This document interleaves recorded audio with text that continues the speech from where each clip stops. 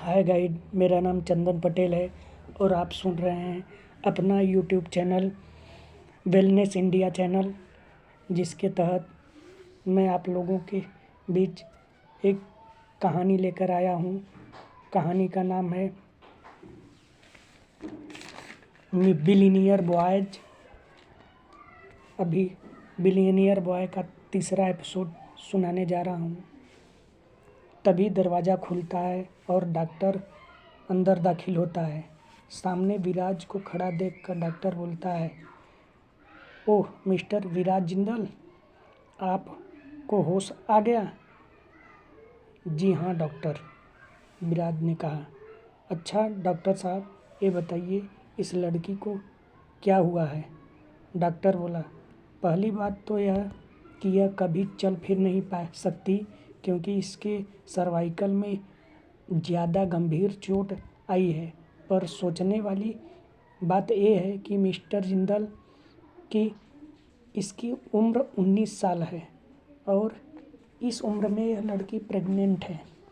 और देखने से तो यह काफ़ी अच्छे घराने की लगती है, पर अभी इसकी शादी नहीं हुई है और यह प्रेग्नेंट है। अच्छा डॉक्टर, इसकी प्रेगनेंसी को कितना दिन हुआ? विराज ने पूछा। मेरे हिसाब से करीबन 4 से 5 दिन मिस्टर जिंदल। यह सुनते ही विराज को जैसे तेज झटका लगा और अचानक उसे उस दिन होटल मून पैलेस की बातें याद आ गई। और यह ख्याल आते ही विराज ने डॉक्टर से कहा, डॉक्टर यह मेरी वाइफ है और आप कुछ भी करके जितना ज़्यादा से ज़्यादा फैसिलिटी हो सके मेरी वाइफ को दीजिए, और जितना भी पैसा खर्च होता है, मगर मेरी वाइफ सही सलामत होनी चाहिए और उसके लिए आपको जो चाहे करना पड़े कीजिए। यह सुनकर डॉक्टर अवाक रह गया, क्योंकि वह विराज का फैमिली डॉक्टर था और उसे अच्छे से पता था कि विराज आज तक कभी ऐसे किसी लड़की के चक्कर में नहीं पड़ा है। पर आज ऐसा क्या हो गया कि उसे अपनी पत्नी कह रहा है? पर डॉक्टर की इतनी औकात नहीं थी कि वह विराज के बात को काट सके। इसलिए उसने कहा, ठीक है मिस्टर जिंदल। विराज ने कहा, डॉक्टर मेरी वाइफ और मेरे बच्चे को कुछ नहीं होना चाहिए, और अगर आपसे नहीं हो सके तो विदेशों से डॉक्टर बुलाइए, लेकिन मेरी वाइफ मुझे सही सलामत चाहिए। विराज के गुस्से को देखकर डॉक्टर सहम गया और बोला, मुझे जो हो सकेगा मैं वो करूँगा मिस्टर जिंदल, कहकर डॉक्टर अपना काम करने लगा। विराज वहाँ से बाहर आया, अनुज से बोला, अनुज कुछ भी करो, मुझे मेरी वाइफ में मेरा प्यार वापस चाहिए। अनुज ने कहा, ठीक है सर। धीरे धीरे 4 से 5 साल गुजर जाता है।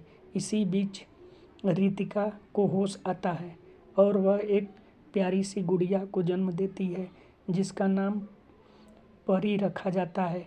रितिका होश में आने के बाद देखती है कि उसकी एक बच्ची है और सामने एक 27 साल का नवयुवक उसके बेबी को लेकर गोदी में खेल रहा है। वह उस युवक को गौर से देखती है। उसे उसका चेहरा कुछ जाना पहचाना सा लगता है।